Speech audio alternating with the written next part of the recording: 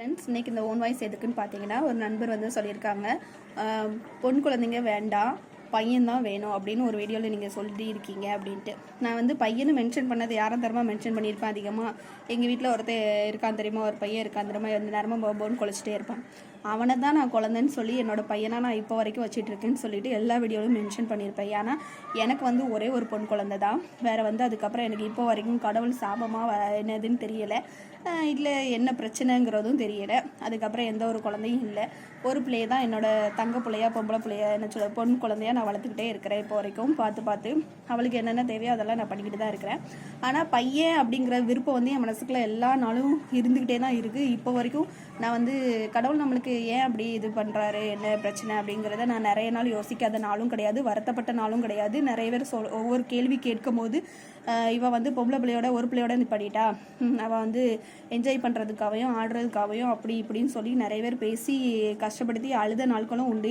Means என்னையே அறியாமல் நான் கண்ணீர் விட்ட நாட்களும் இருக்குது. ஆனால் இதெல்லாம் வந்து நான் எல்லாத்துலேயும் போய் எக்ஸ்பிளைன் பண்ணிட்டு சொல்லிக்கிட்டே இருக்க முடியாது.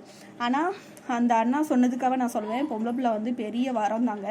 ஏன்னா ஆம்பளை பிள்ளைங்க வந்து கடைசி காலத்தில் நம்ம கூட இருந்து பார்ப்பாங்களா பார்க்க மாட்டாங்களாங்கிறது எல்லாருமே 100க்கு 100 சொல்ல முடியாது. நல்லா பார்க்குற என்ன சொல்லுது பிள்ளைங்களும் இருக்கதான், பசங்களும் இருக்கதான் செய்கிறாங்க, விட்டுட்டு போகிற பையங்களும் இருக்கதான் செய்கிறாங்க. ஆனால் பொம்பளை பிள்ளைங்க அப்படி கிடையாது. எந்த ஒரு சூழ்நிலையும் நம்ம தாய் தகப்பனுக்கு எது ஒன்றுனா அவங்க தான் ஓடி வந்து பார்ப்பாங்க, அவங்க தான் கூடவே இருப்பாங்க. அதனால் பொம்பளை பிள்ளைங்களை வந்து என்றைக்குமே வந்து கேவலமாக நினைக்காதீங்க.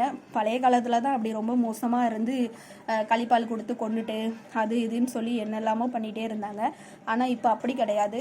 எல்லா குடும்பத்துலேயுமே வந்து பொம்பளை பிள்ளைங்க முதல்ல பிறந்தா அவ்வளோ சந்தோஷப்படுற ஃபேமிலி இருந்துக்கிட்டே தான் இருக்குது, இருக்கவும் செய்யுது. நானும் அப்படி தான். அதனால் எனக்கு பிறந்த குழந்தைய என் வீட்டுக்காரரே வந்து பொம்பளை பிள்ளையா அப்படியே கேட்கும் போது நான் வந்து சொன்னேன், எந்த குழந்தையா இருந்தாலும் நம்மளுக்கு தான் பிறந்திருக்கு, நம்ம தான் பார்க்க போகிறோம், வேறு யாரும் வந்து எதுவும் பார்க்க போகிறதும் கிடையாது, எதுவும் செய்ய போகிறதும் கிடையாது.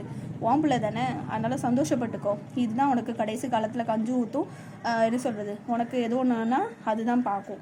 அதனால் பொம்பளை பிள்ளைங்களை எப்போதுமே வந்து என்ன சொல்கிறது, வெறுத்து ஒதுக்காமல் அதுவும் ஒரு குழந்தை, அதுவும் ஒரு உயிர் அப்படின்னு நினச்சி நம்ம வந்து ஏற்றுக்கிட்டாலே வந்து பொன் குழந்தைங்கள வந்து தங்க குழந்தைங்க அப்படின்னு சொல்லி பொண்ணுனாலே பொண்ணு அப்படிங்கிற மாதிரி கொஞ்சம் யோசித்து நம்ம அதை சந்தோஷமாக வச்சு வளர்க்கலாம். யாருக்கும் அது வந்து இடைஞ்சலாக தெரியாது. ஓகேவா?